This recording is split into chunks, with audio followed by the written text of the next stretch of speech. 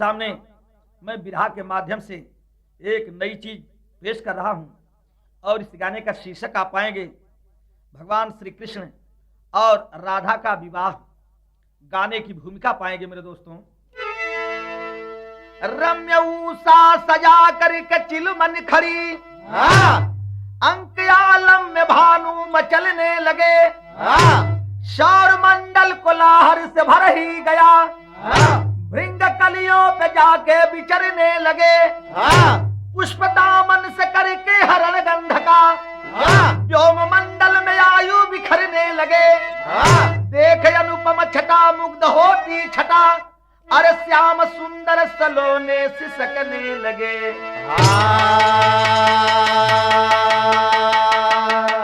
देखें बात उस समय की है जब भगवान अबन छोट रहलन, तो बारे अंतर्यामी भगवान आपके लीला तो अजीब बा।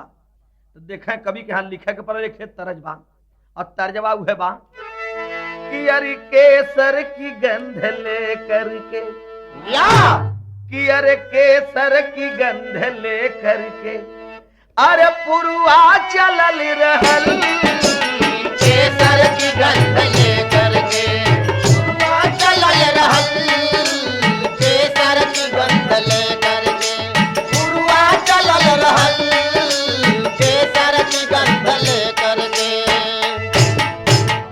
अरे केसर की गंध ले करके पुरुआ चलल रहल हो, अरे देखली तैन के घरवा के, अरे देखली तैन के घरवा के खिड़की खुलल रहल, देखली तैन के घरवा के खिड़की खुलल रहल, देखली तैन के घरवा के खिड़की खुलल रहल, देखली तैन के घरवा के।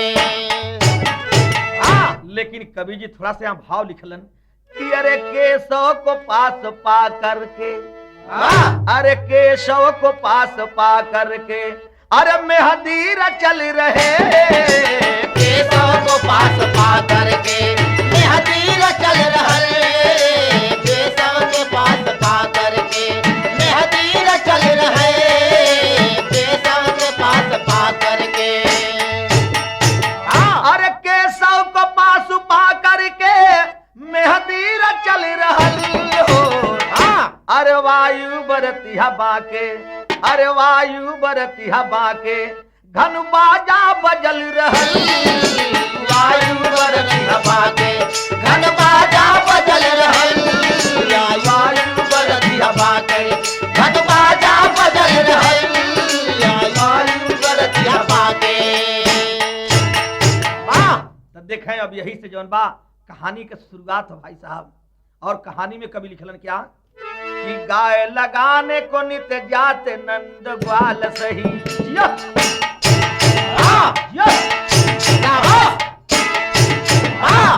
कि अरे गाय लगाने को नित्य जाते नंद ग्वाल सही, आप घर के बीच में गऊं की एक ठिकान रही, साथ में चलने को कांधा भी रत लगाई है, साथ में चलने को कांधा भी रत लगाए हैं, हुए लाचार बाबा गोद में उठाए हैं। पहले बात के समझ लें, नंद बाबा जहां गैयन के एक ठे बसेरा रहल, जहां टिकान रहल, वहीं रोज जोन बा गैयन के लगाव बद जाए।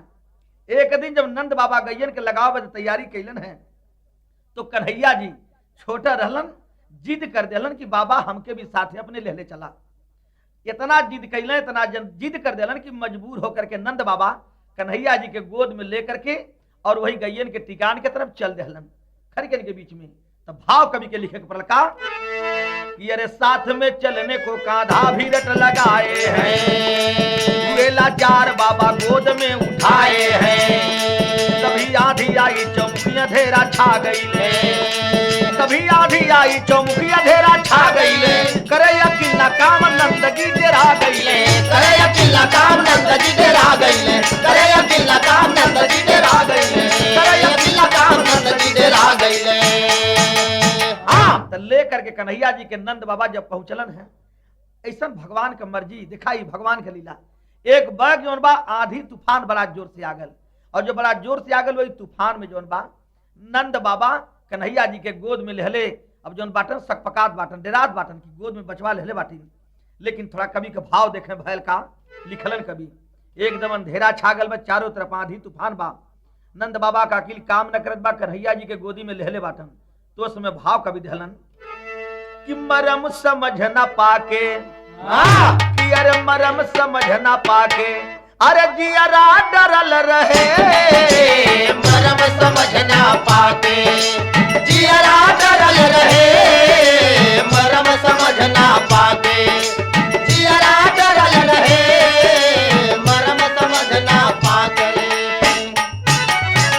अरे मरम समझ न पाके अब जियरा डरल रहा हो। अरे तब ले आई है राधा, अरे तब ले आई है राधा, बाबा बोलल रहे, तब ले आई है राधा, बाबा बोलल रहे, तब ले आई है राधा, बाबा बोलल रहे, तब ले आई है राधा। देखला बाबा नंद बाबा मरम के समझत ना बाटन, वही तूफान में, वही आंधी में, चारों तरफ अंधेरा बा, कन्हैया जी के लेके परेशान हवन गोदी में। तब ले राधिका जी पहुंचली है एक मौके पर, और राधिका जी मौके पर पहुंचली तो यहाँ एक तर्ज बदल गई, और तर्ज जो है बात तनिक ने बढ़ा के तनी भर देता मास्टर। तर्जबा बा बिरहा में नई नई बा कि अरे पक्की गई न जाऊ वाला टकी गई बाली आखन गिरे गौए ना, कि अरे पक्की गई न जाऊ वाला टकी गई बाली आखन गिरे गौए ना, अब खन गिरे गौए ना, आ गोरिया खेत खेत चूड़िया खाना गिरे गौए ना, गोरिया खेत खेत चूड़िया खाना गिरे गौए ना, गोरिया खेत खेत चूड़िया खाना गिरे गौए ना। खाना गिरे गौए ना, खाना गिरे गौए ना, खाना गिरे गौए ना। गोरिया खेत खेत चूड़िया खाना गिरे गौए ना, गोरिया खेत खेत चूड़िया खाना गिरे गौए ना। कभी कभी लोग एक डुप्लीकेट गावेला कैसे कि अरे पकी गई ना खेतवा जरा ला बलुआ रे तवा चनकिए गौए ना, अब पकी गई ना खेतवा जरा ला बलुआ रे तवा चनकिए गौए ना, आ गोइया मटर कछिया चनकिए गौए ना, गोइया मटर कछिया चनकिए गौए ना, गोइया मटर कछिया चनकिए गौए ना, गोइया मटर कछिया चनकिए गौए ना, चनकिए गौए ना, चनकिए गौए ना, चनकिए गौए ना, गोइया मटर कछिया चनकिए गौए ना, गोइया मटर कछिया चनकिए गौए ना। आ जब राधिका जी के नंद बाबा देखलन त कहत का बाटा, अरे मनमोहन के गौआ, अरे ले जा तू राधे बिटिया बिहसरे गईले ना, कि मनमोहन के गौआ, अरे ले जा तू राधे बिटिया बिहसरे गईले ना, आ गोरिया सुन के उनका बतिया बिहसरे गईले ना, गोरिया सुन के उनका बतिया बिहसरे गईले ना, गोरिया सुन के उनका बतिया बिहसरे गईले ना, गोरिया सुन के उनका बतिया बिहसरे गईले ना। अरे अब बिहसरे गईले ना, रे अब बिहसरे गईले ना, रे अब बिहसरे गईले, गोरिया सुन के उनका बतिया बिहसरे गईले ना, गोरिया सुन के उनका बतिया बिहसरे गईले ना। अरे बतिया बनाए बोलिया वहीं ले जाइबे, बतिया बनाए बोलिया वही ले जाइबे, बतिया बनाए बोलिया वही ले जाइबे।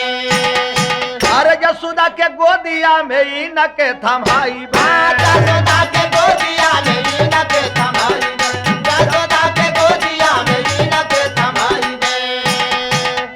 नंद बाबा कई बतिया जब सुनलीन की कन्हैया जी के गांव ले जा राधे बिटिया, आज जब राधिका ई बतिया सुनली तो बड़ा खुश भइली, मन ही मन उनकर हृदय बड़ा खुशी के मारे फूले नहीं समात बा, और नंद बाबा के भुलवावा देख कहलिन कि वही ले जा करके जसोदा मैया के गोदी में इनके हम डाल देत बाटी।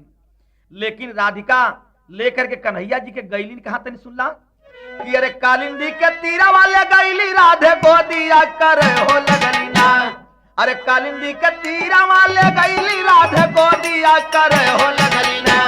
अरे गोरिया मोहन से भी नीतिया करे हो लगली गोरिया मोहन से भी नीतिया करे हो लगली ना। गोरिया मोहन से भी नीतिया करे हो लगली ना। गोरिया मोहन से भी नीतिया करे हो लगली ना। पहुंचली कालिंदी के तीरे और कालिंदी के तीरे ले जा करके कन्हैया जी से अब प्रार्थना करे लगनी राधिका कि देखला हमार एक ठे मुराद दिल कहत न पूरी कर दा। तो राधिका जी का कहलीन कहरल बाटिन जनी करा देहरी तरुण रूपवा बनावा जनी करा देहरी तरुण रूपवा बनावा। जनी करा देहरी तरुण रूपवा बनावा।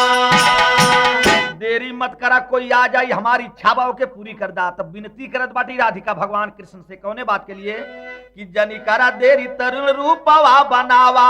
अरे बेदरित से शादी करके मांगिया सजावा। बेदरित से शादी करके मांगिया सजावा। बेदरित से शादी करके मांगिया सजावा। वेद विधान से जौन शादी होले शादी करके आज हमार मांग जौन बात सजादा यह हमारी इच्छा बात पूरी कराए के। भगवान कन्हैया जी कैलन का कि अंतर्यामी हुआ।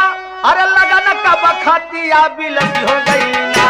अरे आशा आशा में सूरतिया बिलत हो गई। आशा आशा में सूरतिया बिलत हो गई। आशा आशा में सूरतिया बिलत हो गई। आशा आशा में सूरतिया बिलत हो गई। बिहतिया गौवे ना हो। बिहतिया गौवे ना हो। बिहतिया गौवे। आशा आशा में सूरतिया बिलत हो गई। आशा आशा में सूरतिया बिलत हो गई।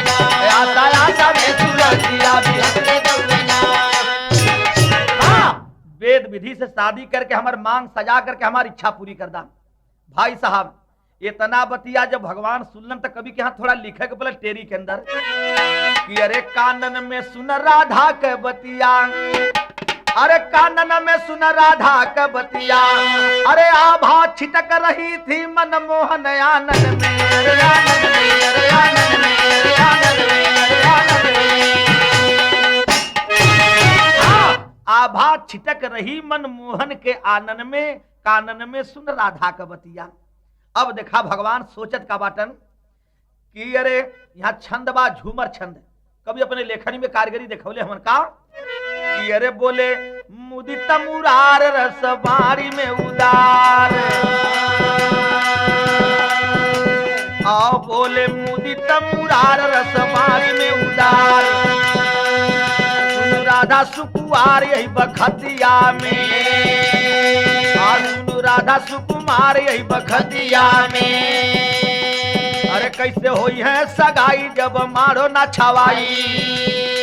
कैसे होई है सगाई जब मारो ना छवाई। अब विप्र बेदवा न आई यही बखतिया में। भगवान कहलन कि राधिका ऐसे कैसे शादी हुई। पहले मारो चाहिए एक पंडित चाहिए वेद उचारा बदे। तब मारो के और पंडित जी के अभाव में शादी हमारे तुहार कैसे संपन्न हुई। तब राधिका जी जवाब दिलनी का कि अरे राधा बोली कर जोर सुना जसोदा किशोर लावाया पही बटोरी यही बखतिया में। अरे राव बेदवा पुराण विप्रहवा विद्वान साखिया पही प्रमाण यही बखतिया में। साखिया पही प्रमाण यही बखतिया में। साखिया पही प्रमाण यही बखतिया में।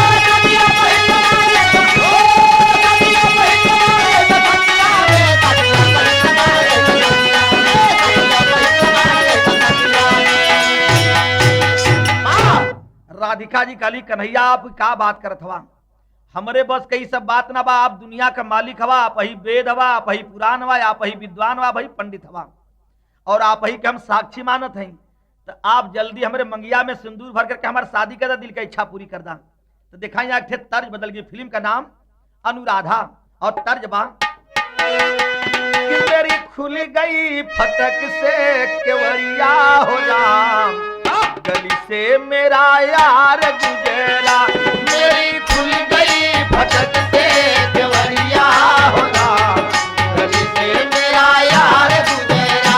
मेरी खुल गई फटक से केवड़िया हो राम। गली से मेरा यार गुजरा। अरे मेरी खुल गई फटक से केवड़िया हो राम।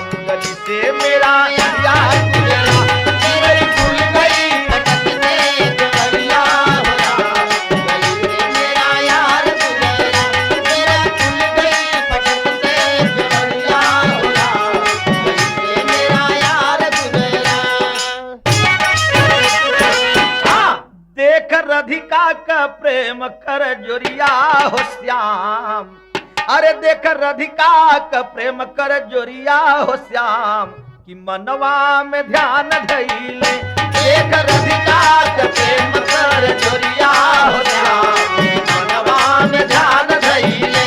देख राधिका का प्रेम कर जोरिया हो श्याम मनवा में ध्यान धैले। अब प्रेम जब देखलन राधिका का तो भगवान अब देखा मजबूर हो गिलन, ध्यान देहलन है के सुनला कि लेकर के वेद शिव ब्रह्मा जी आए, मोहन से पूछे क्यों हमको बताए। मोहन से पूछे क्यों हमको बताए। मोहन से पूछे क्यों हमको बताए।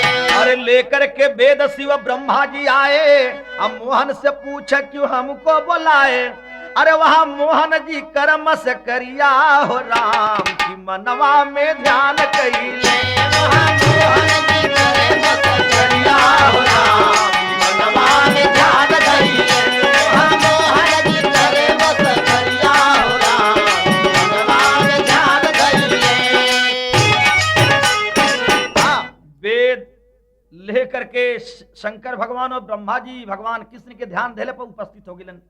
और उपस्थित हो गए शंकर भगवान और ब्रह्मा जी पूछलन कि कन्हैया हमें काहे बोलौला है आप। तब भगवान कन्हैया कहे लगलन कि हम ना बोलौली राधिका बोलौली है। उनसे लोगन पूछला काहे बदे बोलौली।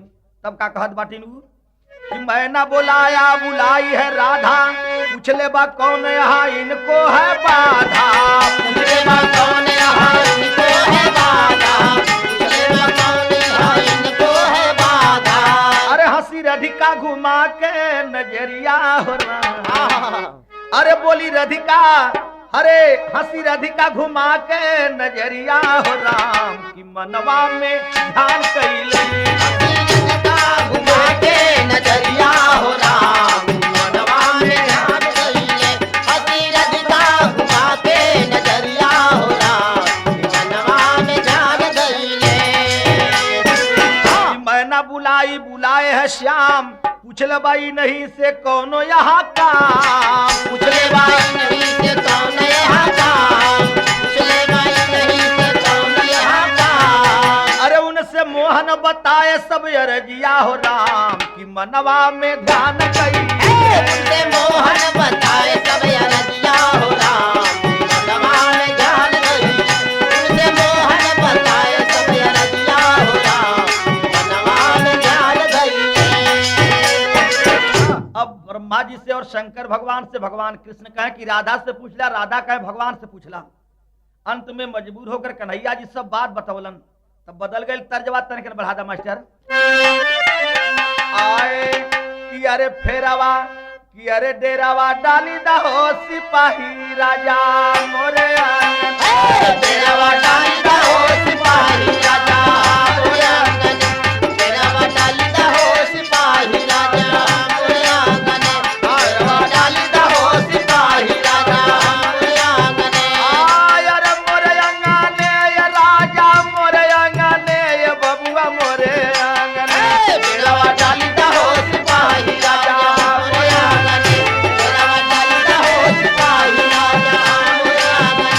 डेरावा डाली दा हो सिपाही राजा मोरे आंगन। अरे मड़वा भोला छवाए छवि भोरवे में। मड़वा भोला छवाए छवि भोरवे में। मड़वा भोला छवाए छवि भोरवे में। शंकर भगवान मड़वा छवलन। एकरे बाद विधि कन्यादान दिए हुआ संदूर दनवा।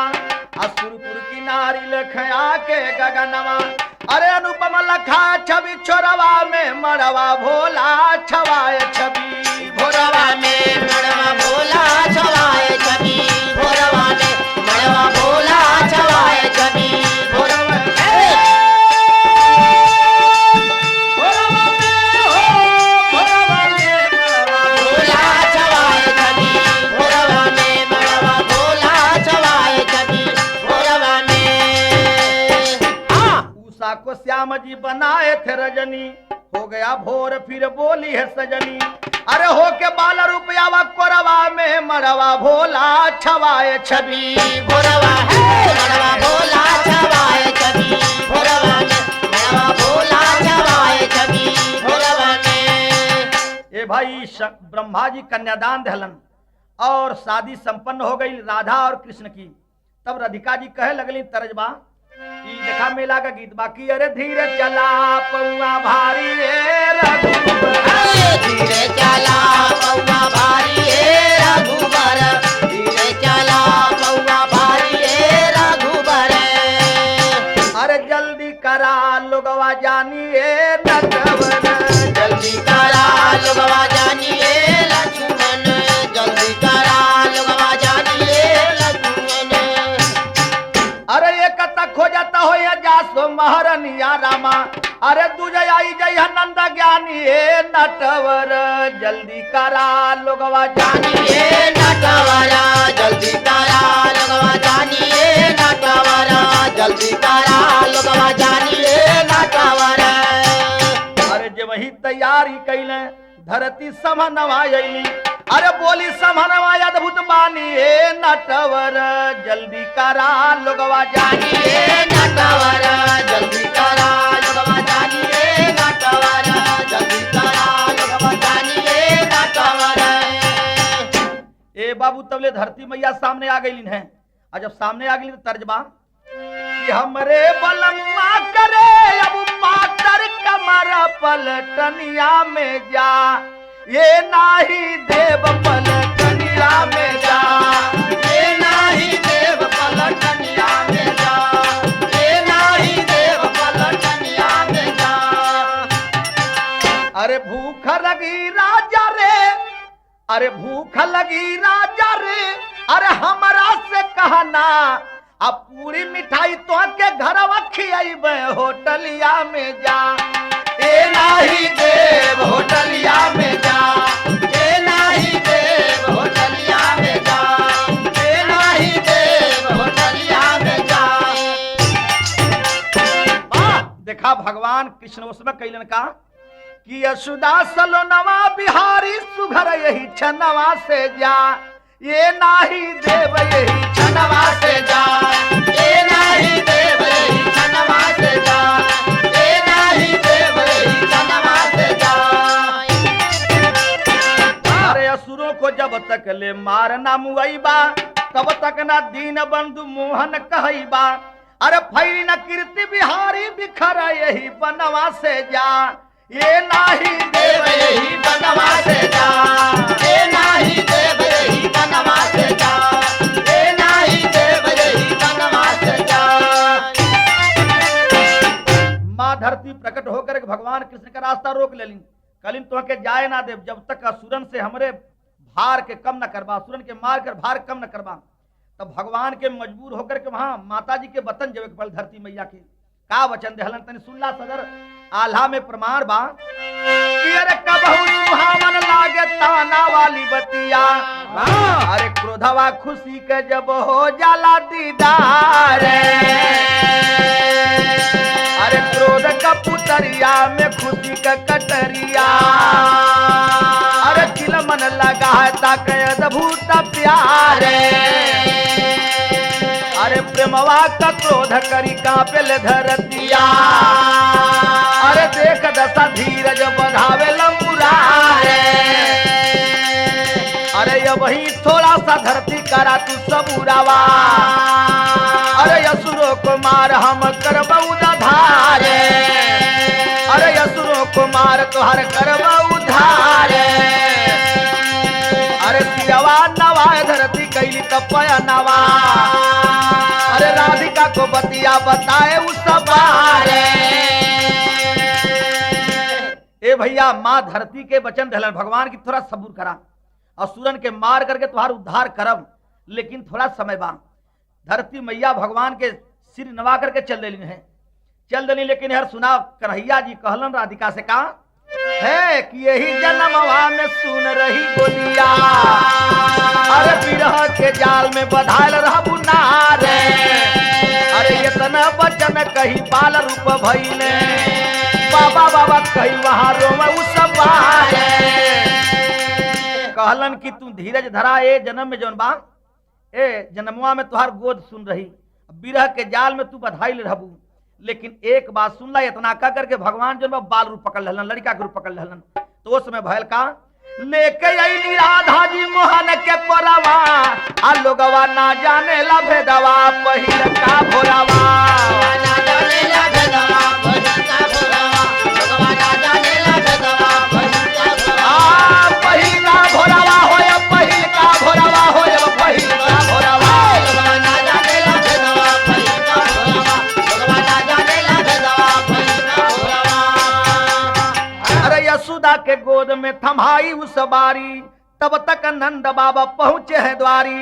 सराहे बाबा राधा को लगाए हीरावा, लोगवा ना जाने ला भेदवा पहिल का भोरावा।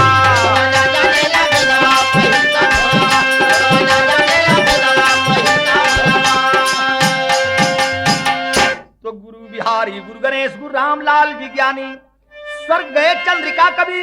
अरे गुरु बच्चम की पदम पुराण से छानी हो, कानन में सुन राधा के बतिया, कि अब कानन में सुन राधा के बतिया।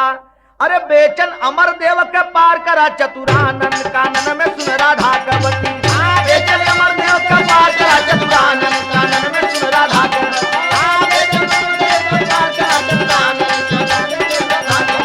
आय। अरे बेचन बेचन अरे हो मोरे रामा, अरे बेचन अमर देव के पार करा चतुरानन हो, कानन में सुन राधा के बतिया। अरे बेचन अमर देव के पार चतुरानन।